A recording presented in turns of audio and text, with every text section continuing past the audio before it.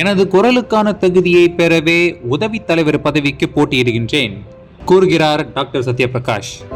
PKR கட்சியில் இந்தியர்களுக்கான குரல் ஒலிக்கப்பட வேண்டும், அதற்கு தகுதியானவனாக உருவெடுக்கவே உதவி தலைவர் பதவிக்கு போட்டியிடுவதாக உலுஸ்லாங்கூர் பிகேஆர் தொகுதி தலைவர் டாக்டர் சத்யபிரகாஷ் தெரிவித்தார்.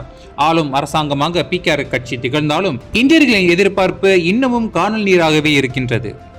இந்திய சமுதாயத்தை பிரதிநிதித்து பதவியில் இருப்பவர்கள் இந்தியர்களுக்காக குரல் கொடுக்கிறார்களா என்பதை இந்திய சமுதாயமே அறியும்.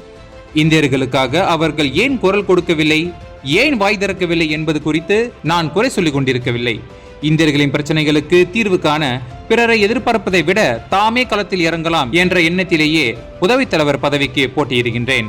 உதவி தலைவராக தேர்ந்தெடுக்கப்பட்டால் கட்சியில் எனது குரல் ஒலிக்கும், எனது குரலின் தகுதியாகவே இந்த பதவியை பார்க்கிறேன் என்று நேற்று தலைநகரில் உள்ள ஸ்லாங்கூர் இந்தியர் நிர்வாக இயக்கத்தின் விருந்தளிப்பு நிகழ்ச்சியில் உரையாற்றிய போது டாக்டர் சத்யபிரகாஷ் இவ்வாறு கூறினார்.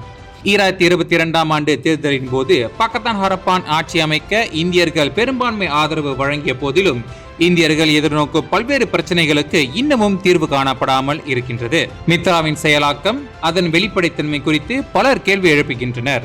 மித்ராவுக்கு ஒதுக்கீடு செய்யப்பட்ட மானியம் யாருக்கு எவ்வளவு கொடுக்கப்பட்டது என்ற கணக்குகள் வெளிப்படையாக அறிவிக்கப்படாதது ஏன் என்று அவர் கேள்வி எழுப்பினார்.